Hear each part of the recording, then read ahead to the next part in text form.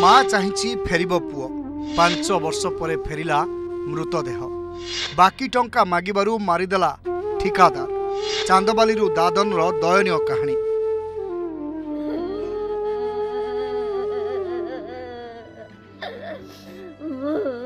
ए होची जने दुखिनी मार बुकु फटा चित्कार सबुकिछि हराई मुक पलटि जाइथिबा बापार ए कष्ट आपण काहाकू आश्वासन देबे काहाकू केउ भाषारे समवेदना देबे।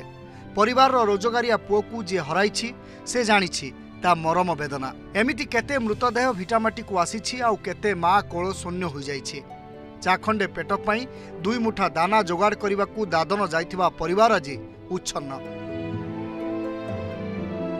सुदूर तामिलनाडु जाई सूताकल रे काम करी जे परिवार चलाउथिला से आज आउ नाही।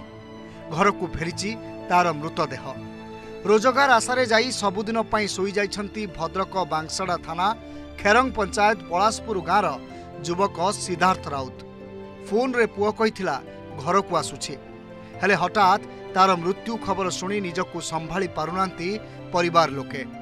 कोहभरा कंठरे कहउछंती आम पुओ आत्महत्या करिनी पैसा पाई ठिकादार तपन मारी देइथिबा आनिछंती संगीन अभियोग। न्याय पाई बांसड़ा थानार द्वारस्थ भी होइछंती। पैसा दि चार थर मागिया दि चार थर बेल्ट बाड़ी मथा फटे एवं दि चार थर मारी एथर मारी टंगे देछि आम न्याय चाहूँ तमिलनाडु फोन करथिला मोर कोते कहला बोल मुझे पड़े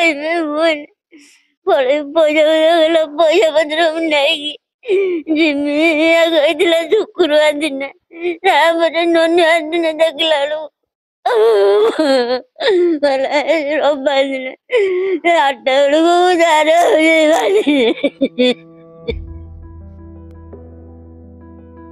पलासपुर गाँवर रोजगार कौनसी माध्यम नथिला।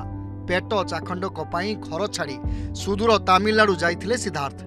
मात्र 18 वर्ष बयसरे चांदबाली बलसाई गाँवर ठिकादार तपन मल्लिक भरोसा पहुंची तामिलनाडु रे। सेठारे कोइली पालियम स्थित एक सूता मिल रे काम करुथिले। मास जाक परिश्रम परे तांकू दरमा देउनथिला ठिकादार। पैसा मागिले माडगाली करबा सह निर्यातना भी मिलुथिला। केवल खाइबा को देई सबु टंका हड़प करिनेउथिला तपन। एमिति दिने कि 2 दिन नुहे दीर्घ 5 वर्ष काल ठिकादार तपन निर्यातनार शिकार होइतिले सिद्धार्थ। जेतेबेले निर्यातना असह्य हैला ए संपर्क रे परिवार लोकंकु से जणाइथिले। फोन रे कोन कहिथिले सिद्धार्थ सुनंतु तांको माउसिंको मुहरु।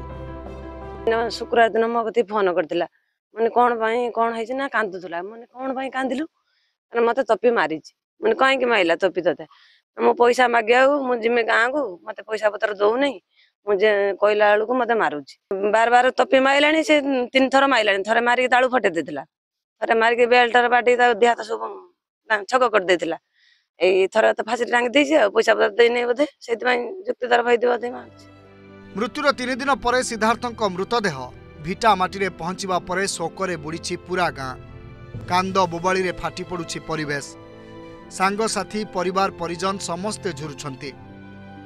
ये जतले पैसा पत्र मागे से तू सी कहे जे मते तेठी पैसा पत्र दौ नाहंती तापर पर मु पैसा मागे ने मते विभिन्न प्रकार धमक चमक मार धर करिया पई भी ये करचंती। तेनु मोट ऊपर मु कोन करि परिमी तेनु सी भी तार सेही दिन ठर भी से आउ ये गां को भी से आसीनी। हठात तो आम खबर पाइनु ये भलिया परिस्थिति तापर पुरे गुटे फोटो आसिला से फोटो को आम देखिले जे केही भी देखिले से ताको संदेह करिवो जे ताको मार दिया आइछि बोली।